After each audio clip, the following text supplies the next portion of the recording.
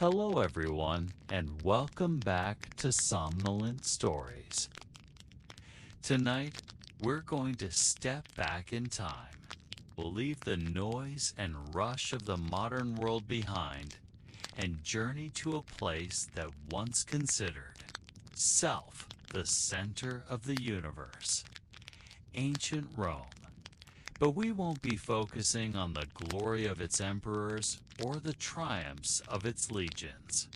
Instead, we'll be exploring the quiet, often overlooked, and deeply personal rhythms of daily life. So, let your thoughts drift. Allow your mind to settle as we begin to explore a history that is, perhaps, more boring and more mundane than you've ever imagined. Before we dive into this story, I'd like to ask you to subscribe to the channel and hit the notification bell so you don't miss any of our future stories. Your support means a lot to us. Also, let us know in the comments what time it is in your time zone and where you are located. Now, let's continue. You are an average Roman. You wake up before sunrise in a small apartment in the heart of the city with your family. You share a room with your wife and children. Your eldest son sleeps in the outer courtyard. Your daughters, too young to be on their own, sleep in a shared alcove with their mother. You are a merchant, and today is market day. So after a quick breakfast of bread and cheese, you head out to the shops. Your first stop is the market. You haggle for the best prices on fresh produce and staple goods. You greet friends and neighbors.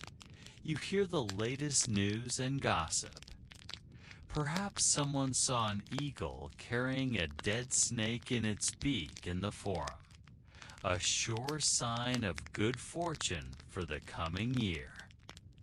Maybe one of the aqueducts has sprung a leak and the water is free-flowing in the public baths. Or maybe, just maybe, someone has seen the ghost of Romulus, the legendary founder of the city, wandering by the Tiber River at night. As you make your way through the crowded stalls, you dodge stray dogs and cats, their sleek bodies weaving between your legs. The stench of stale urine and rotting vegetables mingles with the sweet smell of roasted chestnuts and fresh fruit. You pick up a loaf of bread from the market stall and take it to the baker to have it inscribed with your seal. This bread will be your advertisement to the world. You take it back to the shop and hang it outside so that passers-by will know that this is your store and no one else's. The morning wears on. You attend to your business and make your sales. In the afternoon, you might visit the forum and listen to a lawyer arguing a case in court. Afterwards, you might stop by the carpenter's shop to collect a table you had made. As the sun begins its slow descent, you return home. Your wife greets you at the door. She is pleased to see that you have brought home figs, pomegranates, and dates to sweeten the evening meal. Your son has just returned from a long walk along the Appian Way. He tells you of the fine tombs he saw and the beautiful frescoes painted on their walls. Your daughter, her eyes shining with excitement, shows you the inscription you made for her on her new doll. Life is good. You are a Roman. Tomorrow is another day. Thank you for listening. If you enjoyed this episode, please leave us a review and tell us about yourself. Where are you listening from? What do you do? And most importantly, would you like to hear more stories like this? Until next time, sleep well and dream of ancient Rome. Now listen closely. Imagine yourself at the edge of sleep, wrapped in the quiet comfort of your bed. Now with your eyes closed, imagine a new kind of waking. The sun hasn't risen yet, but you are already awake. Not by choice, but because the sounds of the Roman city are already beginning. It is early morning in ancient Rome. Your home is a small room, high up in an insula, a multi-story apartment block made of brick and wood. The building is crowded. Dozens of families live in close quarters within its four walls. The sounds from the apartments below and beside you are a constant presence. You can hear your neighbor's low cough, the clatter of a bowl, the murmur of a conversation that began hours ago. The first smell of the day is not of coffee or clean air, but of stale charcoal smoke and something else, something less pleasant. The latrine, a communal facility on the ground floor, is a constant, low presence. There is no running water in your room. To wash, you must ascend a narrow, creaking staircase to a public fountain, a single source of life for your entire block. Now step into the street. The city of Rome envelops you in a sensory overload. The sun is only now cresting the horizon, but the streets are already alive. They are narrow and winding, with no sidewalks.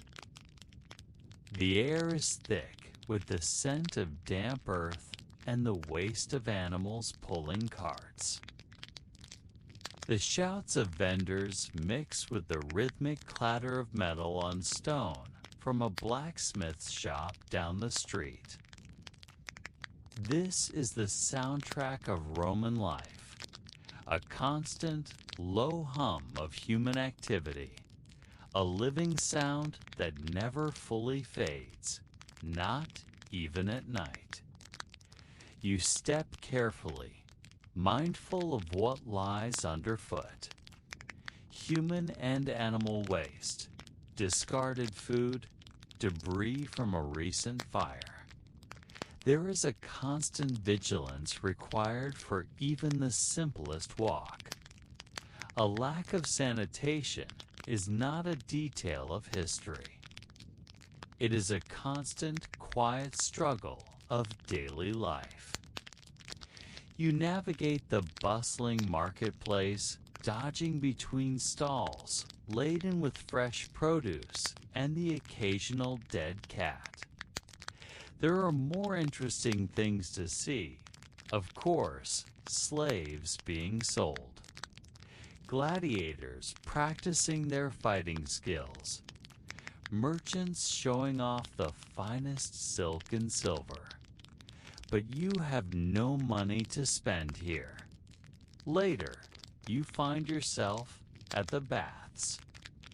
The one place where you can truly escape the grime. The only place where you can momentarily forget the dirt, the smells, and the noise of the city.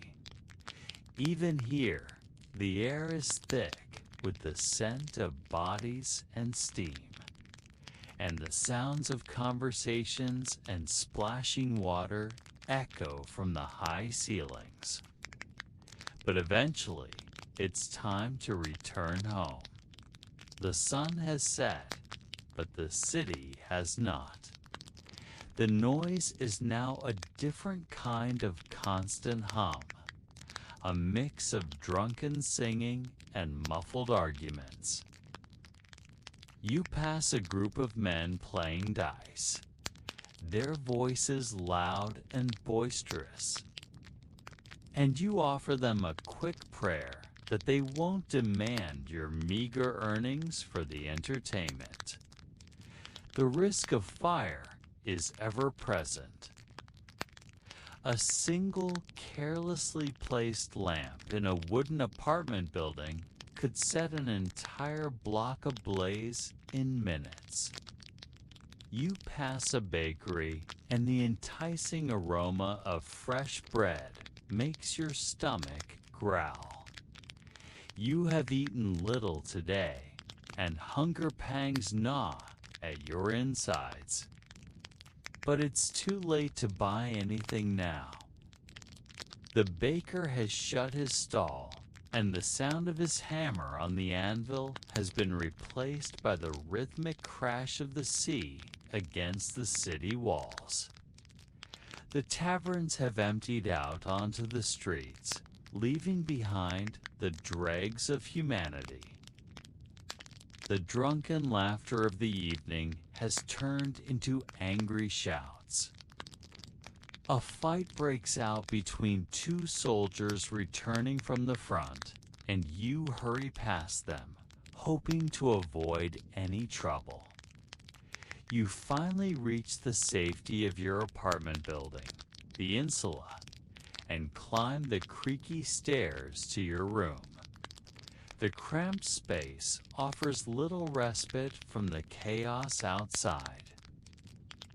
You share a wall with a family of 5, and the sounds of their dinner, their conversations, and their arguments all filter through the thin plaster. There is no privacy here, no quiet.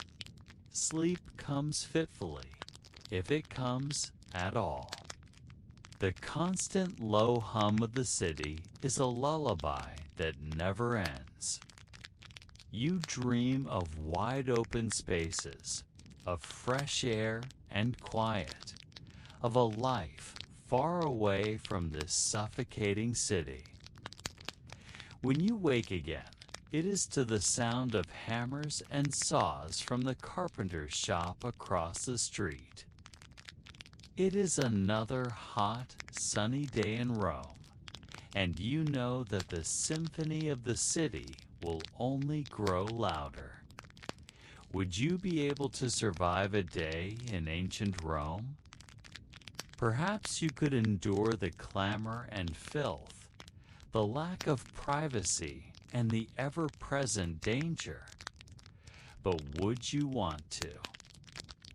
The ancient world was a time of great beauty and achievement, but it was also a time of great poverty and squalor. Imagine the sights that greeted you as you stepped out of your house each morning. The streets were a bustling hive of activity, filled with merchants hawking their wares, children at play, and animals of all shapes and sizes. There were also, of course, the more unpleasant aspects of city life, such as the omnipresent garbage and human and animal waste, the stench of stale urine, and the constant threat of fire. One of the most striking things about ancient Rome is how much it looked and smelled like a modern city. Cities today are often seen as hives of industry and commerce, centers of culture and intellectual life. But they are also often dirty, noisy, and dangerous places. And this was just as true in ancient Rome as it is today. The Romans didn't have the benefit of modern plumbing or waste disposal systems, So the streets were often littered with garbage and human and animal excrement. The city's many inhabitants, both human and animal, meant that there was always a lot of waste around. The lack of proper sewage systems meant that people had to use public latrines, which were often dirty and overflowing. The city's many fires meant that the streets were often filled with debris and the smell of smoke. If you were to visit Rome today, you would be struck by the city's beauty. The Colosseum, the Pantheon, and the Forum are just some of the impressive ruins that remain. But you would also be struck by the city's poverty and squalor. The crumbling buildings, the graffiti-covered walls, and the trash-strewn streets are a testament to the city's difficult history. In spite of the filth and squalor, Rome was still a beautiful city. The Forum was a bustling center of activity.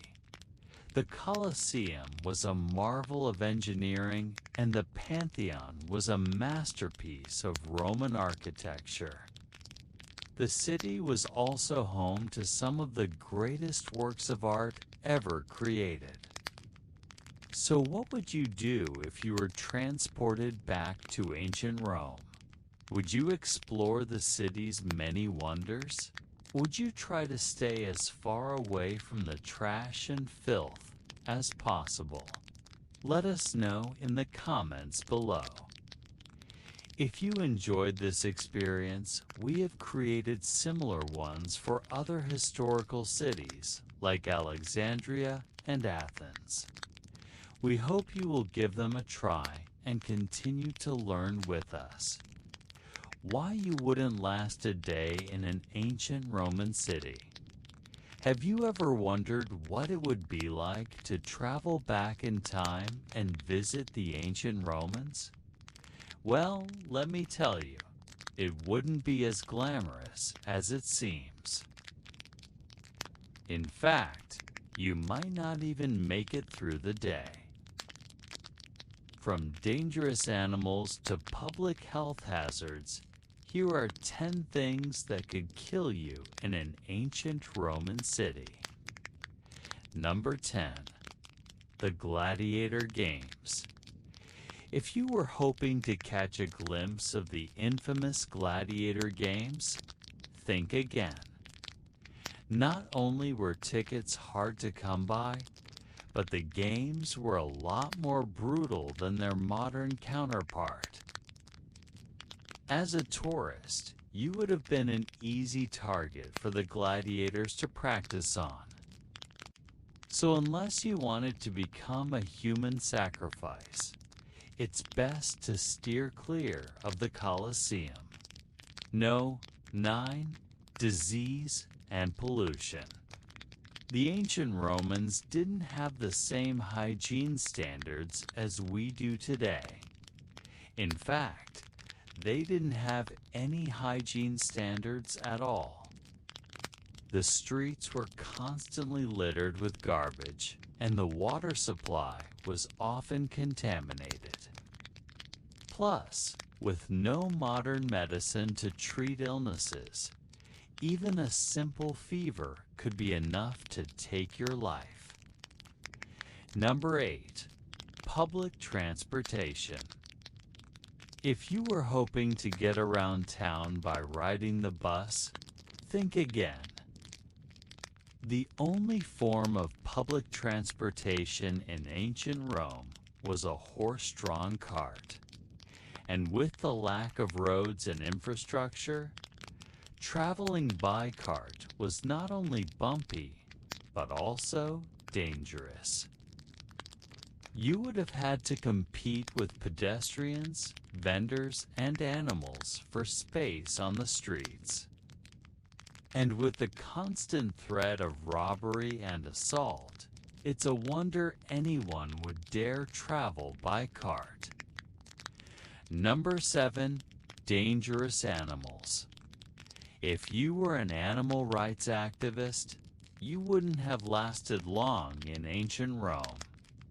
Animals were not only used for food and labor, but also for entertainment. Wild animals from across the empire were brought to Rome and kept in captivity, including lions, tigers, bears, and elephants. And these animals weren't kept in zoos, but rather in people's homes. So if you were allergic to cats or had a fear of wild animals, you would have had a rough time in ancient Rome. Number 6. Crime and violence. If you were a fan of the HBO series Rome, you know that crime and violence were rampant in the ancient city. There were no police to protect you from harm, and the justice system was so corrupt that it was easier to bribe a judge than to get a fair trial. Plus, with so much poverty and inequality, there was always the risk of a mob uprising. So, if you were a wealthy merchant, you would have needed a bodyguard to protect you from harm. Number 5. Treason and betrayal. If you were a foreigner living in ancient Rome, you would have had to be careful of who you trust. The Romans were known to be suspicious of outsiders, and there were always rumors of a foreign invasion. This led to a lot of paranoia and mistrust, and you never knew who to trust. Even the emperor's family members were not safe from betrayal, as there were numerous cases of assassination and regicide in Roman history. Number 4. Torture and execution. If you were a rebel or a dissenter, you would not have been treated very kindly by the Roman authorities. The Romans were known to be very harsh on those who went against the emperor or the Senate, and torture was a common form of punishment. You would have been flogged, crucified, or put to death by other means. So if you were a freedom fighter or a political activist, you wouldn't have lasted long in ancient Rome. No. 3 natural disasters. The ancient Romans were no match for Mother Nature. Earthquakes, floods, and volcanic eruptions were common occurrences, and they would have caused widespread destruction and loss of life. There was no warning system in place and no way to predict when the next disaster would strike. So you would have had to be prepared for the worst at all times. Number 2. Slavery. If you were a slave in ancient Rome, your life expectancy would have been very low. Slaves were treated as property and were often overworked and underfed. They were also at risk of being sold or traded at any given moment. And if you were a female slave, you would have also had to deal with the risk of sexual abuse. No. 1. War and conquest. If you lived in an ancient Roman city, you would have had to deal with the constant threat of war and conquest. The Roman Empire was always expanding, and there was always a risk of invasion from neighboring tribes or kingdoms. This meant that you could be called to fight in the military at any given moment, and there was no guarantee that you would return home alive. And with that thought, we will move on. Our next segment will take us to the hidden life of one of Rome's most famous figures, You may have heard that the Romans used chariots like horses to pull their chariots. Well, that isn't entirely true. Sure, there were horse-drawn chariots, but they were reserved for the wealthiest Romans. The common folks didn't use horses. Instead, they used donkeys. So today, we're going to talk about how the ancient Romans kept their pack animals happy. You know, the more things change, the more they stay the same. Now, let's turn our attention from the chaos of the city streets to a different kind of life entirely. A life of rigorous discipline, social isolation, and surprising routine. Let's consider the life of a gladiator.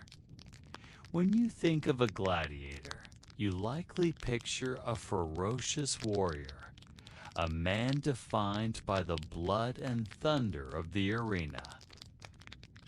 But the truth is, the life of a gladiator was far more mundane than it was spectacular. They were a costly investment for their owner, a lanista, and that investment demanded a strict, regimented daily life designed to keep them healthy, strong, and alive. So slip into the sandals of a gladiator and prepare for a taste of eternity. Here's what life was really like for a Roman gladiator. Imagine yourself inside a ludus, a gladiator school. The sounds here are different. No bustling street noise, but the rhythmic clang of practice weapons. The steady footfalls of men training in the dust, and the low grunts of exertion. Your cell is small and simple, with a stone bed and not much else. You're an outcast, cut off from Roman society. You have sworn a terrible oath, to be burned, to be bound, to be beaten, and to be killed by the sword. But paradoxically, this oath gives you a kind of purpose. Your days are long, and your work is hard. You train with wooden swords that are heavier than their real counterparts. The movements are precise, a kind of deadly dance. The goal is not to kill your opponent in practice, but to build stamina and muscle memory. The repetitive nature of the training, the constant drills, the relentless focus on form, a physical rhythm, a quiet routine. Hours turn into days, weeks, even years. The weight of the sword becomes comfortable in your hands. The rhythm of battle, second nature. There are moments of injury, of pain, but also camaraderie. You share stories, jokes, even meals with your fellow gladiators. You are not just a fighter. You are part of a group, a community bound by the shared risk of it all. But this camaraderie doesn't last forever. As your training progresses, the reality of the arena looms larger. You might face some of your closest friends in the near future. The thought is sobering, but it keeps you sharp. Speaking of food, it probably isn't what you expected, given the image of the fierce, meat-eating warrior. But actually, gladiators were known as hordery, or barley eaters. Their diet was largely vegetarian, a blend of grains and legumes. This was not because of a moral code, but because it was practical. It was cheap and provided the right kind of energy for long training sessions. It also helped them build a layer of subcutaneous fat, a kind of natural padding that would protect vital nerves and blood vessels from minor cuts, allowing for a more visually spectacular, but less immediately lethal, fight. Now, this might seem counterintuitive, but the goal for many gladiators wasn't necessarily to win every fight, but to survive as long as possible. Losing a fight meant returning home in disgrace, perhaps even to the slavery that many gladiators were previously subjected to. Being defeated could mean losing one's life, which in a way was also the case for the victors. Each gladiator who lived through a fight added to the entertainment value of the games. The crowds enjoyed the spectacle more when the fighters stayed alive longer. In this brutal ecosystem of survival, the vegetarian diet served as a critical advantage. While others indulged in meat, gladiators stuck to their barley and legumes, emerging into the sunlight only for their daily training sessions. They became living statues, their bodies chiseled by the sun and wind, their muscles glistening like polished marble. In this harsh environment, they found solace in the simplicity of their diet, the predictability of their routine, and the silent strength that came from their plant-based meals. But life at the gladiator school was not just about physical training. There was a psychological aspect to it as well. You learn to control your emotions, to suppress fear and pain, to channel anger without losing focus. It's a tightrope walk between being cold and calculating and being too reckless and emotional. The difference between a warrior and a murderer is measured in strategy and control. As a gladiator, you are both a performer and a product. Your body is the instrument of your trade, and it must be kept in peak condition. The training is intense, designed to push you to the limit, but also to keep you sharp. The threat of death is always present, whether from the hands of your opponents or from your own lanista if you fail to perform. This unique combination of high stakes and high discipline created a special kind of life, one that was both highly regimented and strangely free. Gladiators were outcasts, separated from the normal Roman lifestyle, but they weren't completely alone. They formed bonds with their fellow fighters, a kind of brotherhood forged in shared hardship and danger. The social hierarchy of Rome meant that gladiators came from various backgrounds, slaves, prisoners, and even some free men. This diversity led to a melting pot of cultures and experiences within the gladiator schools, making for an unusual kind of community. Life in the gladiator school was not just about fighting, it was about survival. The gladiators' diet played a significant role in this. They were primarily vegetarians, subsisting on a diet of barley and vegetables.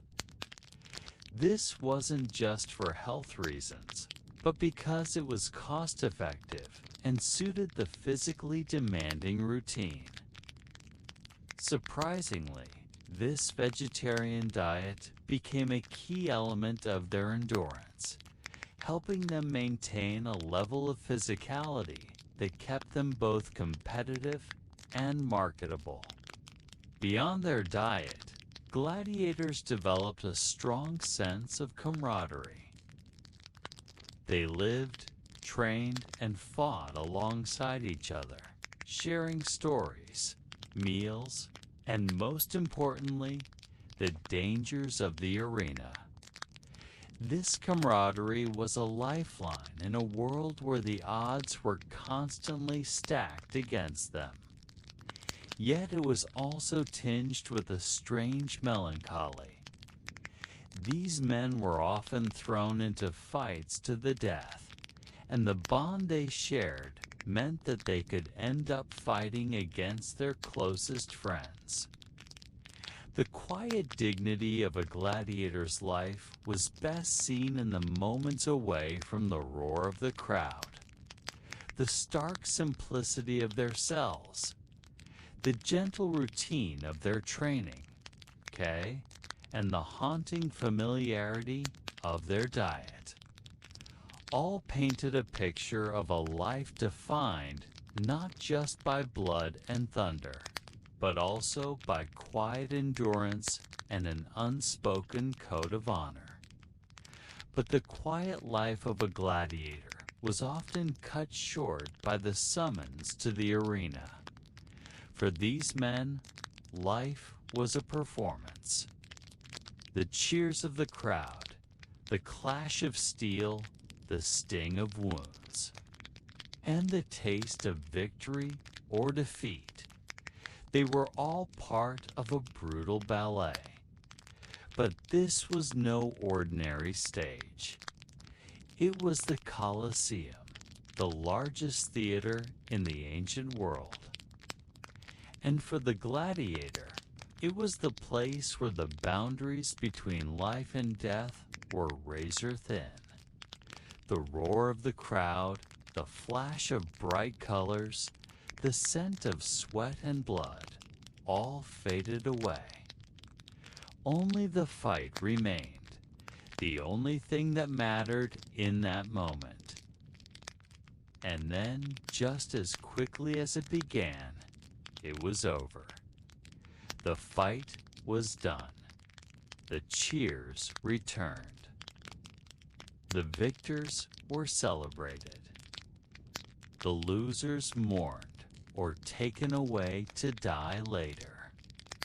For the gladiators, the Colosseum was more than just an arena. It was a crucible, a place where men were tested, broken, and sometimes glorified. But no matter the outcome, life after the arena was never quite the same. Even in the darkest days, the threat of the blade ever present, a strange kind of calm prevailed. It wasn't peace exactly, but something akin to it. A quiet acceptance of the risks they had chosen to bear. The danger was real, but so was the allure of the fight, the challenge of the unknown. For these men, the arena was not just a place of death, but also a place of glory, of testing one's mettle against the best, and in doing so, discovering what they were truly made of. After all, the life of a gladiator wasn't just about fighting, it was about living on one's own terms, however brutal those terms might be. Well, there you have it. The life of a gladiator, not just a spectacle, but a story of grit, determination, and an almost absurd routine amidst the chaos. And if you want to keep exploring the ancient world, why not join us next time? The eruption of Mount Vesuvius has captivated the imagination of the world. a city buried in a single day, preserved for centuries under tons of ash and pumice. Here in the ruins of Pompeii, a baker's oven was discovered filled with loaves of bread, frozen in time. It tells us about the quality of life in this Roman city. Just imagine, on that fateful day, the scent of baking bread wafting through the streets, the sight of golden loaves emerging from the oven, ready to be enjoyed with a drizzle of olive oil. It conjures up a picture of daily life in ancient Pompeii before the cataclysm. But let's take a step back from the well-trodden path of history and explore a facet of Roman life that is less talked about: the quiet, dusty existence of the gladiators. Today we are going to delve into a world where every movement is calculated, every breath controlled, and every drop of sweat has a purpose. We will uncover the hidden truths of a gladiator's life. Now, let's dive in. Picture yourself in the year 80 AD. You find yourself inside a ludus, a gladiator school nestled in the heart of Rome. The air is thick with anticipation and the clanging of steel. Around you, men polish their armor and weapons, preparing for the day's training. The flickering light of torches reveals determined faces, each etched with a story of hardship and resilience. Your day begins at dawn, and like the rising sun, you too must be up and moving. Stretching in the courtyard, you feel the pull of muscles, honed and shaped by years of rigorous training. Each movement is a testament to the dedication required to master the art of combat. As the sun climbs higher in the sky, the heat intensifies, not just outside, but within the very core of the gladiators. The pressure to perform, to prove oneself in every spar, to outwit and outmaneuver one's opponent. It's a constant, quiet hum that drives them forward. Yet amidst this intensity, there's a strange sense of calm. Years of training have instilled a kind of meditative state. Focus becomes sharper, reflexes quicker, and the warrior within emerges, not with a roar, but with the quiet confidence of one who has stared into the abyss and emerged stronger. Now let's talk about the most fundamental aspect of a gladiator's life: their bodies. These men were not just fighters. They were living weapons. In the hands of a skilled trainer, their bodies became instruments of war, capable of incredible feats of strength and agility. Every muscle, every sinew, every bone was developed and honed to perfection. The training was not just about brute force. It was a delicate balance of controlled power. Hours were spent practicing with wooden swords that were heavier than their real counterparts. This was not about causing damage, but about building stamina and muscle memory. The movements, the stances, the parries and riposts, they all had to be precise, economical, deadly. It was a kind of deadly dance, a ballet of controlled violence. But what fueled these bodies? What kind of diet did these warriors consume to sustain themselves? Surprisingly, it wasn't what you might expect. Known as hordeiri or barley eaters, gladiators followed a largely vegetarian diet, a blend of grains and legumes. This wasn't due to a moral code, but pure practicality. It was cheap, filling, and provided the right kind of energy for long bouts of training. It also helped them build a layer of subcutaneous fat, a kind of natural padding that would protect vital nerves and blood vessels from minor cuts. This meant that when they entered the arena, they could endure more punishment, making for a more visually spectacular but less immediately lethal fight. But a gladiator's life was not just about individual pursuits. It was also about camaraderie, about the bonds formed in the crucible of shared hardship. Away from the arena, gladiators were part of a strange, artificial family. They lived, ate, and trained together, forming close bonds that transcended social barriers. They had their own doctors and their own cemeteries, a testament to the fact that despite the potential of one day facing each other in the arena, the bond of brotherhood was strong. Their life was not one of constant violence and bloodshed, but of quiet companionship, tedious practice, and a constant low-level anxiety. Despite the danger, there was a strange appeal to this life. For some, it offered a chance at fame, a way out of obscurity.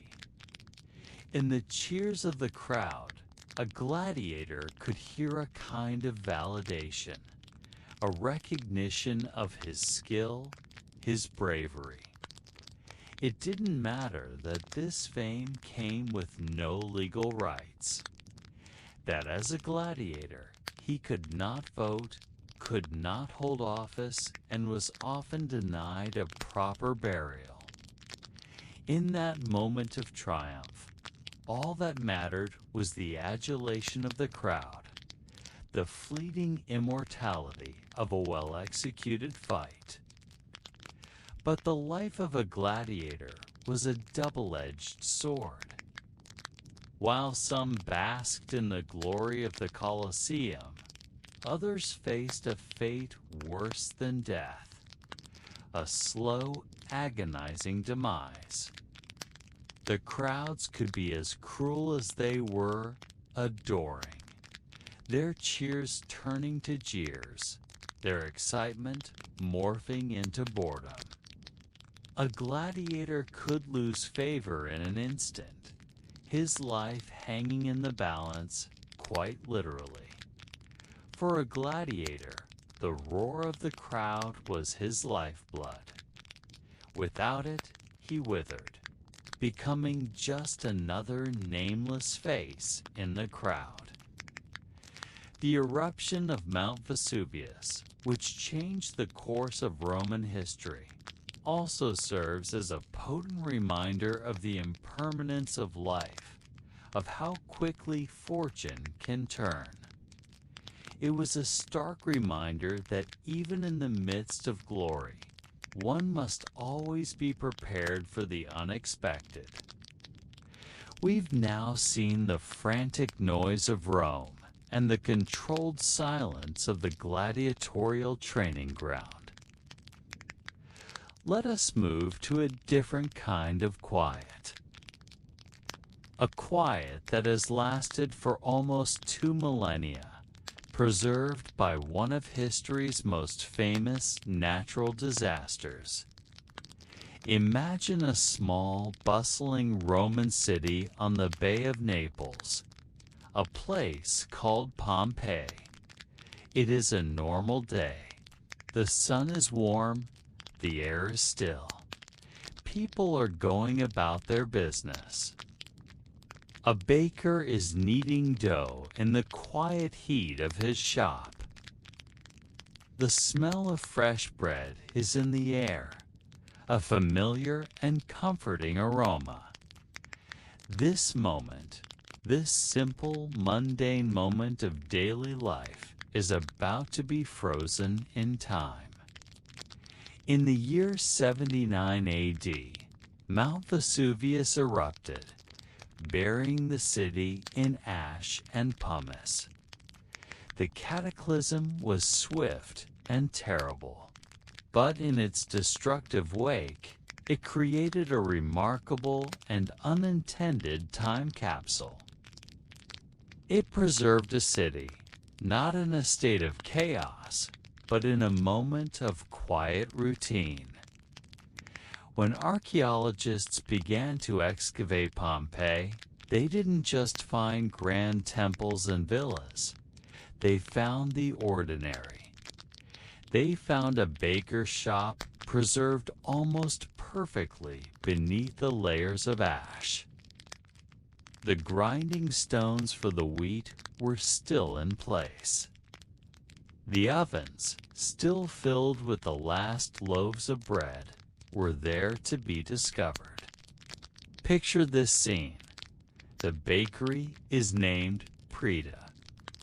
The baker, a freedman, has just finished his morning's work. The loaves are round, with neat indentations to make them easier to break apart and share. These humble loaves, now petrified into stone, tell a story not of power or glory, but of daily labor, of a simple trade, of the rhythm of life in a city on the brink of disaster. You can still see the little details. A small amount of flour, caked to a corner of a stone bench.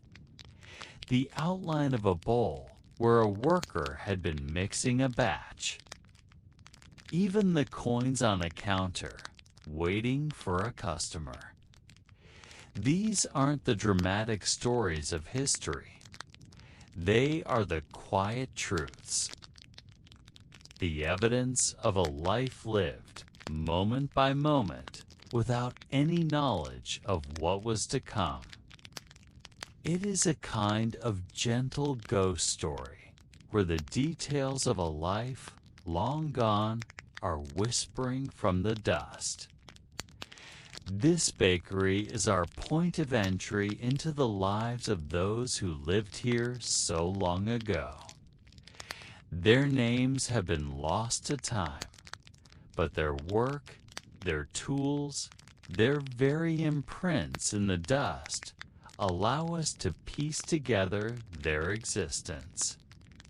This series is an exploration of what we can learn from these silent witnesses. Our baker is just one example of a silent witness. There are countless others, each telling a piece of a story. A coin lying face down on a table seems insignificant until you realize that it represents an entire world. The image on the coin might show an emperor or a goddess, but it also represents the economy, the trade, and the values of the time. For example, a coin minted in the province of Asia Minor during the reign of Emperor Trajan would have been made in a mint in a place like Sardis. On one side, you'd see Trajan's face, a symbol of imperial authority.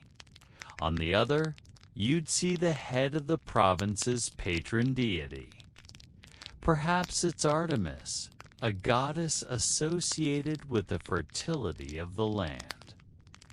This coin becomes a silent ambassador from a faraway province, carrying with it echoes of a culture and economy thousands of miles from Rome. And it tells us about the people of the region because even in ancient times, coins circulated, indicating the flow of trade and commerce. So when we find a coin in an excavation site like Pompeii, it doesn't just tell us about the person who owned it. It tells us about the wider world they were connected to. This simple coin could have been used by someone just like our baker. Imagine him counting out its value, perhaps haggling over its worth. He knows its weight and its purity. He understands the metal from which it's made. It's not just a piece of currency, it's a tangible piece of his world. Now imagine him placing it down on the counter, the sun glinting off its surface, maybe a little dusty from its travels.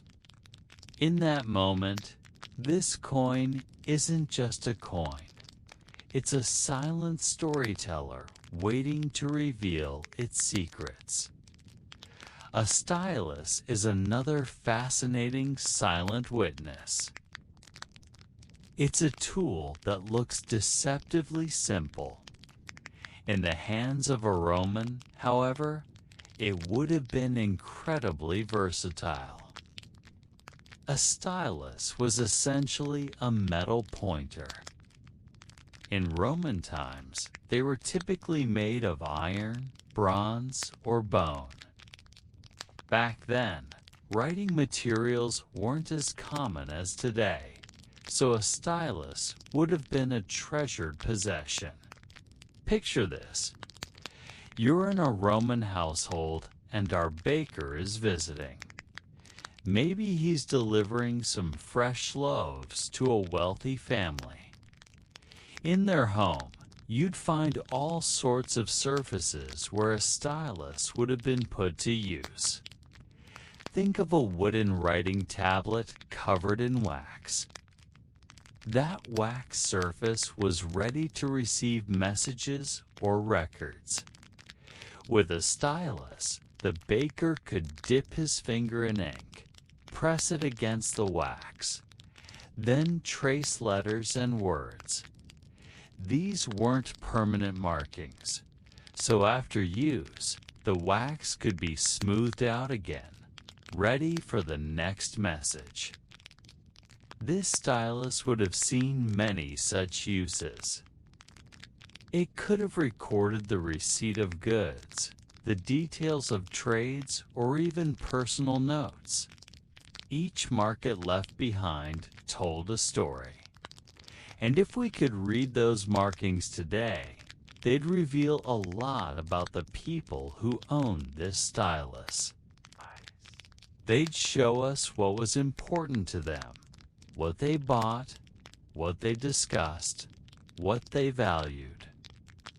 It's a powerful idea that a simple tool could hold so much personal and historical information. These everyday objects become even more fascinating when we consider the materials from which they were made. Take bronze, for example. Bronze is an alloy of copper and tin, which means it wasn't just mined from the earth, it was created through human intervention. Back in the Roman era, bronze would have been traded along established networks. It may have originated from mines in Spain or other parts of Europe. These raw materials would then be transported, likely by ship, to Rome, where bronze objects like a stylus could be crafted.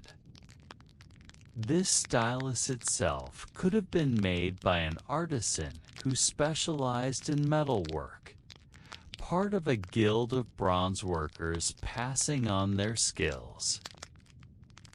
It wasn't just a tool, It was a product of a complex web of trade and craftsmanship. Each object is connected to a broader story of material exchange and human skill. And when you find these items in an archaeological site, they bring that story to life. Every scratch, every dent, every inscription is a clue. A way to understand not just the object, but the people who made it and used it. As we continue to explore Pompeii, we'll find other silent witnesses, each adding a layer to the rich tapestry of Roman life. We'll uncover fragments of murals, their colors still vibrant after 2 millennia. We'll find everyday objects in houses and taverns. And we'll encounter larger structures like the amphitheater and the forum. Each of these places holds echoes of the past. The murmur of crowds at the amphitheater, the chatter of merchants in the forum, the laughter of families gathered around a fresco in a house. These places and objects aren't just historical sites, they're silent storytellers. They've witnessed births and deaths, celebrations and arguments, hopes and dreams. They felt the touch of thousands of hands and the gaze of countless eyes. Our journey through Pompeii is really a conversation with these silent witnesses. Through them, we're piecing together a mosaic of everyday life in Roman times. As we listen to their stories, we're reminded that history isn't just about battles and leaders. It's about the lives of ordinary people. It's about the baker in his shop, the merchant with his wares, the family gathered for a meal, the lovers whispering under a frescoed arch. It's about the rhythm of daily life, the mundane moments that make up the fabric of human existence. It's about the stories that don't make it into history books, but which, when uncovered, reveal the true heartbeat of a civilization. By exploring these silent stories, we're honoring the memory of those who came before us. We're acknowledging that every society, no matter how advanced, is built on the foundations of everyday life. And it's in those foundations, in the silent stories of the everyday, that we find the truest meaning of history. In a world where most people are remembered by nothing at all, even the baker of Pompeii has become famous. We know this because he left behind one of the most complete sets of artifacts from his trade.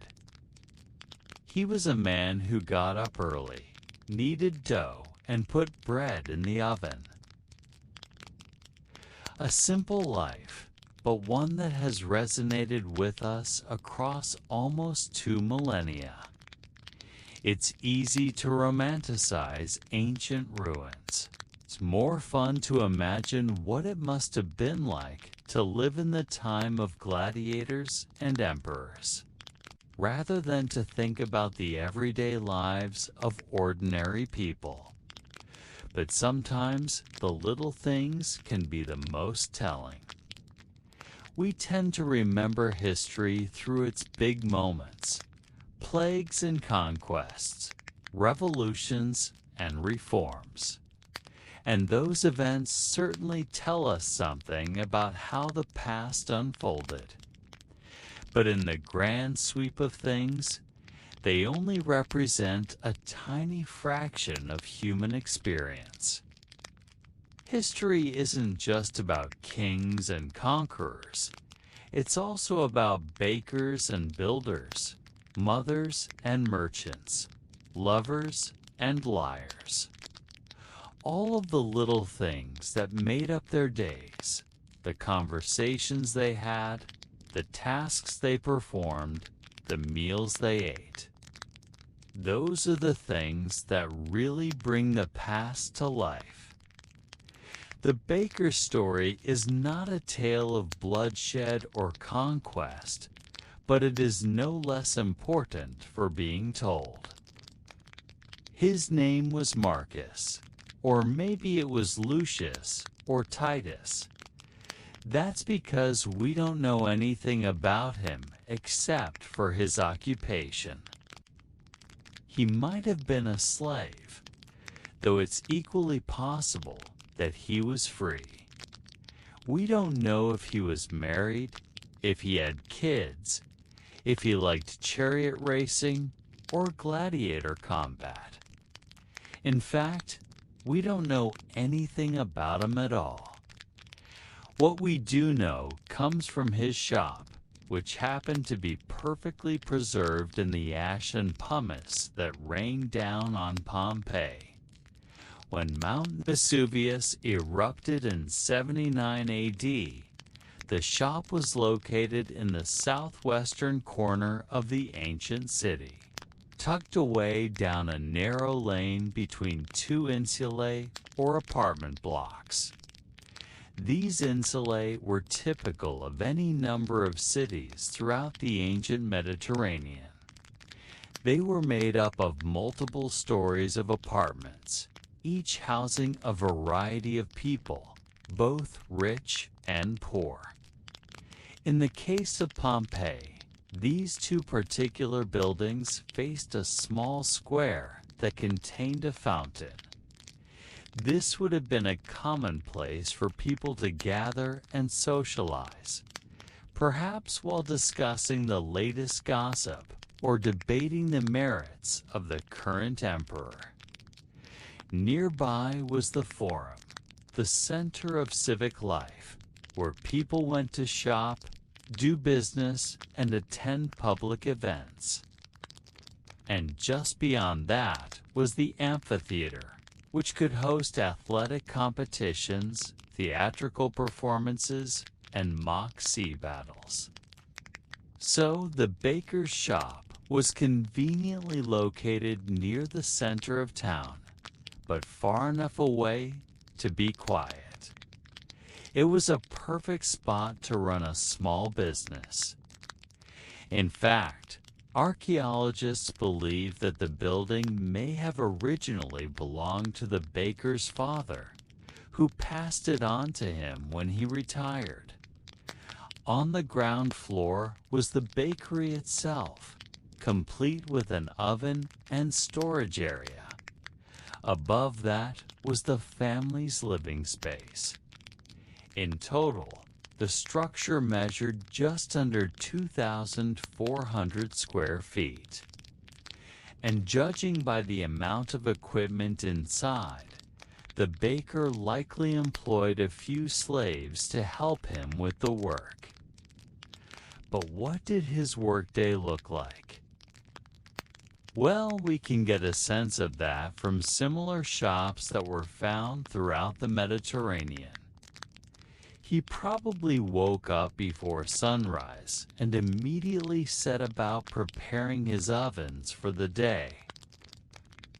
Ovens were the heart of any bakery, and they needed to be tended constantly to make sure they stayed hot enough to bake bread.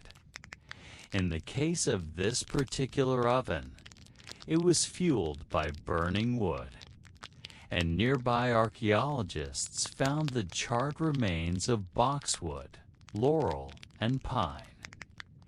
Maybe the baker gathered these branches himself the day before, so that he would have everything he needed to keep the ovens going. Next, he would start kneading dough. Whether or not he made different kinds of bread, whether plain or sweetened, whether large or small, that would depend on the demands of his customers. But making bread is a tactile process that hasn't changed much over the centuries. The flour and water would have been mixed together until it formed a rough ball. Then the baker would start kneading it, pushing and pulling the dough until it was smooth and elastic. This part of the process likely took several hours, and the baker would probably take breaks to rest his hands and to enjoy a snack and a glass of wine. Once the dough was ready, he would roll it out and shape it into loaves. Then he would place the loaves into the oven and wait for them to bake. This part of the process was also time-consuming and required constant attention. The baker would need to rotate the loaves so that they baked evenly. And he would need to adjust the temperature of the oven as necessary. Meanwhile, he would prepare his workspace for the next batch of dough, and he would also start cleaning up. Archaeologists have found the remains of small animals in the ash, including mice, rats, and birds. They probably got trapped in the shop after the eruption and were quickly covered in ash. The baker may have eaten some of these animals, but others may have been used as sacrifices to the gods. Either way, their bodies ended up in the trash, along with broken pottery, discarded tools, and the occasional coin. Once the baking was finished, the loaves would need to be removed from the oven and allowed to cool. This would give the baker a chance to catch his breath and to admire his work. Each loaf was the product of hours of labor, and they probably looked beautiful. Golden brown and crusty on the outside, soft and fluffy on the inside. Then it was time to start all over again. The whole process of making bread can take anywhere from 8 to 16 hours. And it seems likely that the baker worked at least 12 hours a day, 7 days a week. That meant getting up long before sunrise and working late into the night. It was hard, repetitive work, but it was also rewarding. The baker was providing his community with a staple food item, something that helps sustain people through their busy days.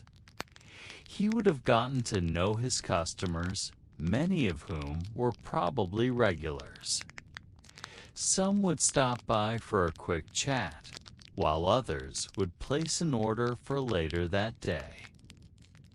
The baker would have heard about their families, their jobs, and their hopes and dreams.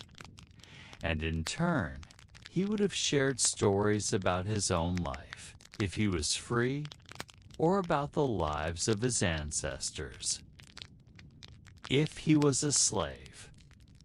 In the end, the eruption preserved this bakery exactly as it was, frozen in time. It's a remarkable find, but it's also a quiet one. There's a stillness to it that speaks to the countless hours the baker spent here, day after day, year after year.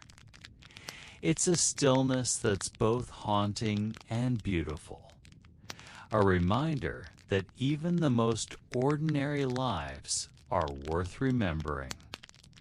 It also reminds us that even in the most extraordinary places, like an ancient Roman city buried in ash, it's often the little things that matter most. And with that stillness in mind, Let's now float to the other end of the Roman social spectrum. If you've ever visited Pompeii or Herculaneum, you'll know that the excavated areas make up only a small percentage of the total site. Archaeologists have only uncovered about 20% of Pompeii and about 10% of Herculaneum. This means that there's still a lot to discover about these cities and the people who live there. In fact, new discoveries are made every year. And one of the most exciting recent finds was made in 2022, when archaeologists discovered a previously unknown fresco in the ruins of Pompeii. The fresco is located in the so-called House of the Chaste Lovers and depicts two young lovers embracing. What makes the discovery particularly exciting is that the lovers are shown in a private moment, suggesting that they were not chaste. The fresco is thought to date back to around 50 AD. Just a few decades before the eruption of Mount Vesuvius. This is just one of many exciting discoveries that have been made in Pompeii in recent years. Other finds include a lost Roman villa, a bronze statue of the goddess Venus, and a series of frescoes depicting scenes from Greek mythology. These discoveries are helping us to piece together the history of this once great city and to better understand the lives of the people who lived there. I hope you enjoyed this journey through the streets of Pompeii. If you want to learn more about the ancient Romans, be sure to check out our other videos on this fascinating civilization. How the wealthy escape the chaos. So far, we've explored the grime of the city streets and the quiet desperation of the empire's forgotten poor. But there's another side to Rome. This is the story of a city where emperors lived like gods, where the air itself smelled sweeter and life was measured not in coins or rations, but in the soft murmur of silk on marble and the clink of crystal goblets. Welcome to my channel. Today, instead of scavenging for scraps, we are going to feast. Instead of dodging piles of excrement in the streets, we are going to stroll through manicured gardens. Come with me to the countryside estate of the Roman elite, a place of fresh flowers, warm baths, and endless quiet. Today, we are visiting a villa, a house that belongs to one of the wealthiest men in Rome. He has brought his family here for the summer, escaping the stifling heat and the clamor of the city. The first thing you notice as you approach the villa is the absence of noise. It's not just the city sounds that are muted. The air here is different. It smells of cypress trees, of blooming roses, and of clean, damp earth from a manicured garden. The sounds are a gentle chorus of nature, the chirping of cicadas, the whisper of the wind through olive groves, and the soft trickle of water from a fountain. It's like walking from a crowded street into a hushed library. But what is this place? A villa.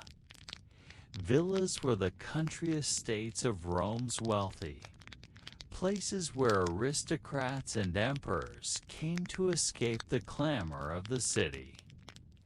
And as you enter the property, you see why they were so popular. The grounds are vast, encompassing vineyards, farmlands, and gardens. It's all tended by slaves who have made this place a picture of bucolic perfection. The heart of the villa is the atrium, a large open space at the center of the home. Its design is based on a Greek model and serves both practical and aesthetic purposes. The roof is open, allowing light and air to flow freely through the space. Sunlight streams through the opening in the roof, illuminating dust motes dancing in the air. The atrium was the social hub of the household, a place for receiving guests and conducting business. But today, it is quiet. Servants move with practiced grace, anticipating your needs before you even realize them. In the center of the atrium is a pool, the impluvium, which collects rainwater. When a raindrop hits the surface of the water, it creates a tiny splash, a moment of perfect, calming clarity. The sound echoes softly in the stillness, drawing your attention to the intricate patterns created by the falling water. Around the pool are potted plants, carefully chosen to thrive in the shade, providing a burst of color and fragrance. The air is filled with the scent of blooming flowers, a subtle, sweet perfume that mingles with the earthy aroma of the wet stones. Life here in the villa follows a slow, deliberate rhythm, one dictated not by the frantic search for food or water, but by the leisure to enjoy the present moment. Your day might begin early with a visit to the private bathhouse. This is not like the crowded public baths. There is no boisterous laughter, no splashing contests, only the gentle murmur of water. The air is thick with steam and the scent of perfumed oils. You can hear the hiss of hot water mixing with cold to create the perfect temperature. The only sound that dares to intrude upon the tranquility is the soft splash of water as you test its temperature, each drop announcing its presence with a tiny ripple. As the sun climbs higher in the sky, the villa comes alive with activity, but it's a subdued, refined energy. You might find yourself in a library, a sanctuary filled with scrolls, each containing a universe of stories and knowledge. Or you might wander through a peristyle, a garden courtyard, where the murmur of fountains blends with the rustle of leaves overhead. The air is filled with the buzz of insects and the sweet songs of birds, creating a natural harmony that lulls you into relaxation. Even the walls of the villa seem to sigh with contentment. They are adorned with frescoes, vivid paintings that transform bare stone into scenes of pastoral beauty. Gazing at these artworks, you can almost hear the whispers of nymphs in the forest glades or the laughter of satyrs in the vineyards. The frescoes blur the line between reality and illusion, turning your home into a place where mythology and nature intertwine to create a breathtaking panorama. But perhaps the most enchanting feature of the villa is the colonnade, a long gallery supported by columns.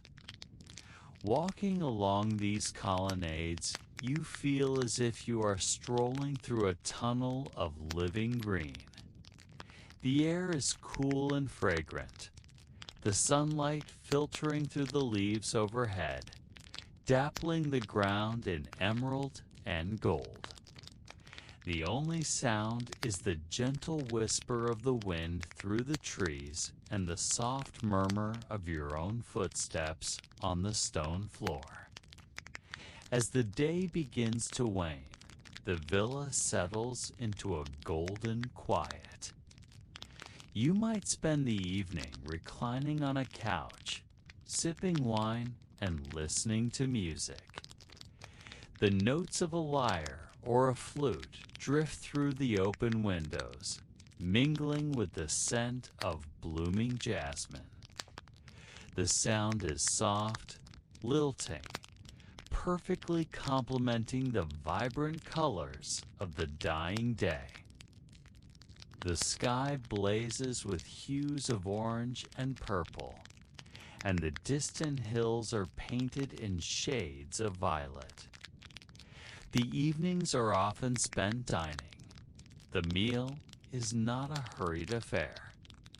There are no jostling elbows or snatched bites. The guests are few, the conversation slow and measured. Each dish is a masterpiece, a symphony of flavors and textures. The finest ingredients from across the empire are brought to the table, creating a feast that tantalizes the palate and nourishes the soul.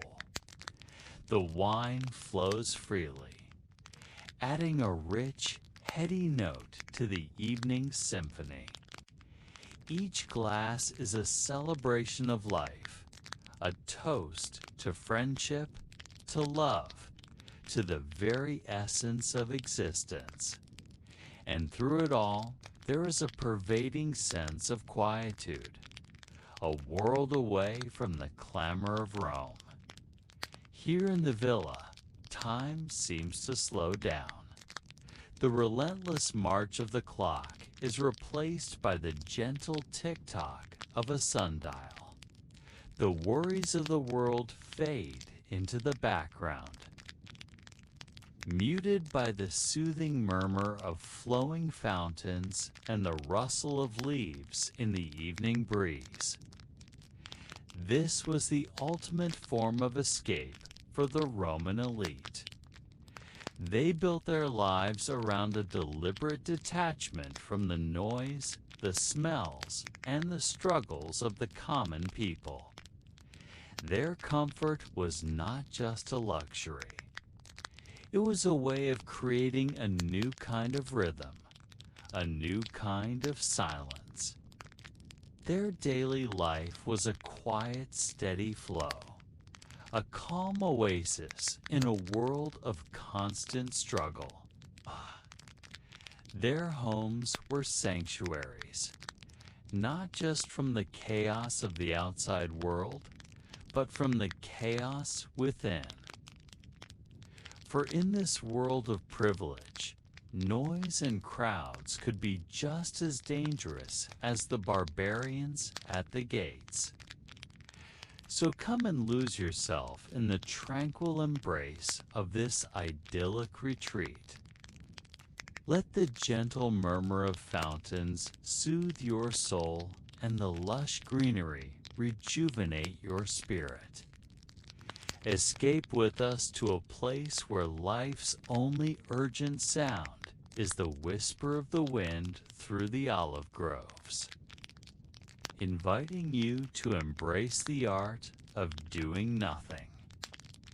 Here at the end of the episode, we have a special treat, a peek into the bougiest baths in the ancient world. Imagine stepping into a bath filled with the finest oils, surrounded by the soft glow of candlelight. And then there's the view. While you relax, you can gaze out at the stunning vista of the Roman countryside, complete with a perfectly manicured garden. It's the ultimate in luxury baths. With every episode, we bring you closer to the grandeur of the Roman Empire. In the last episode, we explored the grime of the city streets and the quiet dignity of the working poor. But the vast majority of Romans had no such comforts. And for the elite, the evening was a time to shed the noise and chaos of the day and retreat into an ordered world of luxury and leisure. It was a world apart, a world of subtle pleasures and refined tastes. Evenings were often spent dining, but it was a quiet, intimate affair. Guests would recline on couches, eating carefully prepared food while listening to soft music. Conversation was slow and measured, not a competition, but a shared experience. They took their time with their food, savoring each bite, each flavor, each aroma. It wasn't about quantity, it was about quality. They ate fresh fruit, vegetables, cheeses, and breads, all served on plates of silver or gold. Sometimes they ate oysters or other seafood delicacies. Wine flowed freely, mixed with water, and served in elegant goblets. The meal was more than just food and drink. It was an experience, a celebration of the senses. The elite enjoyed playing games, telling stories, and reciting poetry. They discussed philosophy, politics, and the arts. They debated, they argued, they joked. They were fully present in the moment, engaged with their companions, immersed in the experience of simply being alive. They appreciated the beauty of a flower, the taste of a fine cheese, the sound of a well-played instrument.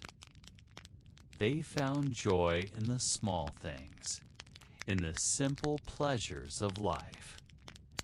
This was the ultimate form of escape for the Roman elite. They built their lives around a deliberate detachment from the noise, the smells, and the struggles of the common people. The wealthy created an ordered world where everything was in its place, where they could control their environment and cultivate their own rhythms. Their comfort was not just a luxury. It was a way of creating a new kind of rhythm, a new kind of silence. A silence that was not empty, but full of meaning. A silence that was not passive, but active. A silence that was not just the absence of noise, but the presence of peace. Imagine, if you can, the flickering light of a candle flame, casting long shadows on the walls as the evening air grows cooler and the sounds of the city fade into the distance. You are alone in your luxurious Roman apartment, reclining on a couch with a glass of fine wine in your hand. Outside, the crowds are gathered in the forum, cheering and jeering at the latest chariot race or gladiatorial combat. But here in this quiet sanctuary, there is only peace. You close your eyes and listen to the gentle strains of a lyre, the soft murmur of conversation, the clink of glasses. the rustle of silk as your servants move around you, anticipating your every need. You open your eyes and turn your head to take in the rich colors and textures that surround you. On the walls, intricate mosaics depicting scenes from mythology or daily life shimmer in the candlelight. The scent of roses and cinnamon fills the air as you reach out to stroke the velvet cushions on the couch. Your fingers trace the patterns woven into the fabric, each thread a testament to the skill of the craftsman who made it. You take a sip of your wine and let the flavors dance on your tongue. It is sweet and tangy, a perfect balance between the two. The evening stretches before you, filled with the promise of pleasure and relaxation. You have no worries or cares to attend to. No one is watching you here. You are free to be yourself, to enjoy the moment, to savor the sweetness of life. The hours pass like ships in the night, gliding silently and swiftly toward their destination. The shadows lengthen and the candles burn low, but you do not notice. You are lost in the world of luxury and leisure, far from the noise and chaos of the city streets. Here in your quiet sanctuary, you are truly alive. And with that final image of quiet luxury, our journey through ancient Rome comes to a close. We have walked the grimy streets of a plebea, felt the rhythmic discipline of a gladiator's life, discovered a world frozen in time, and finally retreated into the serene calm of a Roman villa. We have seen that history is not just a series of dates and battles. It is made up of the quiet moments. The sound of a baker kneading bread, the clang of a practiced sword, the splash of water in a still pool. The human experience is a constant hum of routine, of struggle, and of finding small moments of comfort. These rhythms, these daily details, are what connect us to the past. Now you can leave these ancient echoes behind. Let your mind drift away from the Roman streets and the quiet of the villa. Allow yourself to return to the comfort and quiet of the present moment. Your journey through history is complete. Good night. As we wrap up our exploration of ancient Rome, let's take a moment to consider the profound impact this civilization has had on our world. From their innovative legal system to their advancements in engineering and architecture, the Romans left an indelible mark on the course of human history. Their contributions to law and governance laid the foundation for many modern legal systems, emphasizing the importance of justice and order. Their architectural marvels, such as aqueducts and roads, continue to inspire awe, and their influence can be seen in countless buildings and monuments around the world. But perhaps most importantly, it was the Romans who first developed the concept of citizenship, creating one of the earliest examples of a truly global society where people from different cultures and backgrounds could come together under one set of laws and customs. This idea of universal citizenship is a cornerstone of our modern world, reminding us of the power of diversity and inclusion in building great civilizations. Now that our journey through ancient Rome has come to an end, I encourage you to reflect on the lessons and insights this incredible civilization has shared with us. How does the story of Rome make you feel about your own story? What connections do you see between the past and the present? And how can we apply the lessons learned from ancient Rome to create a better future for ourselves? In a world that often feels divided and chaotic, the legacy of ancient Rome offers a powerful reminder of the potential for greatness that lies within us all. Let us carry the spirit of Rome in our hearts as we continue to explore the rich tapestry of human history and strive to create a more just, sustainable, and inclusive world for generations to come.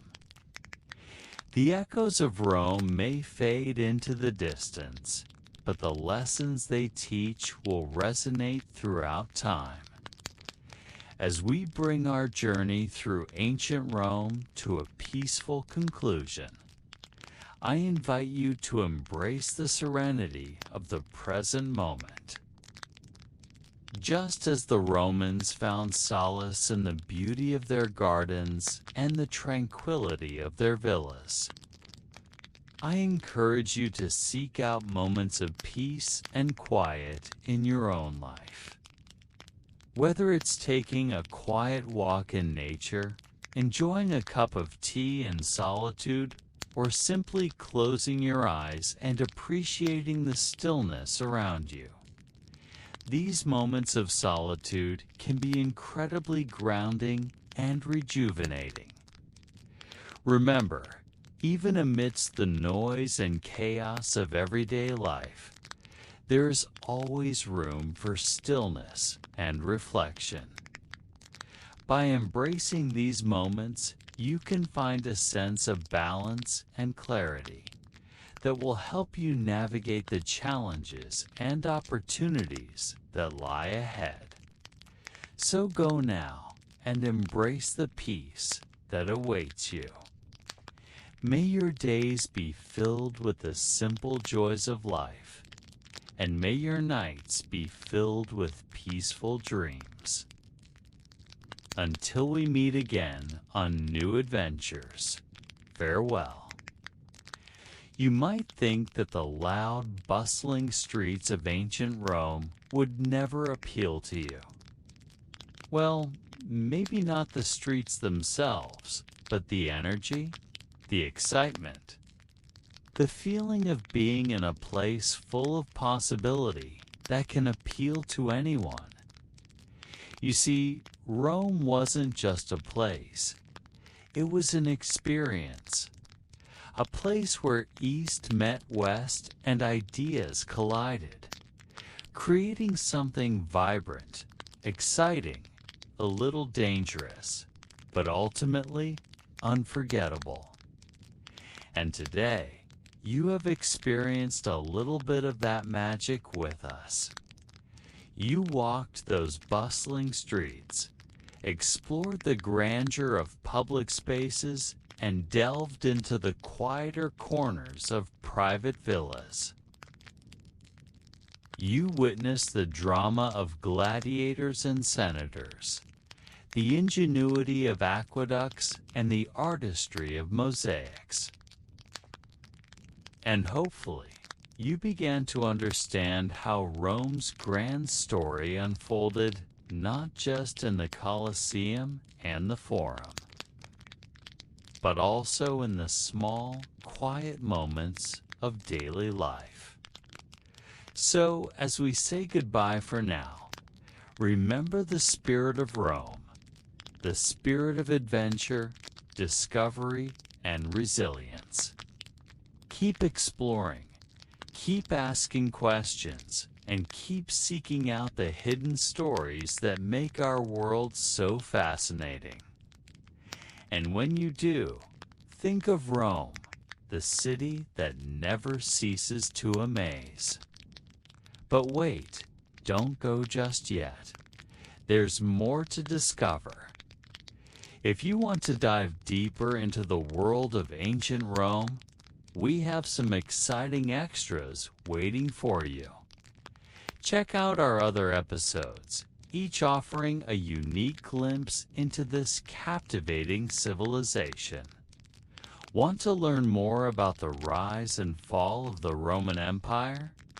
Want to explore the mysteries of the Roman gods and goddesses?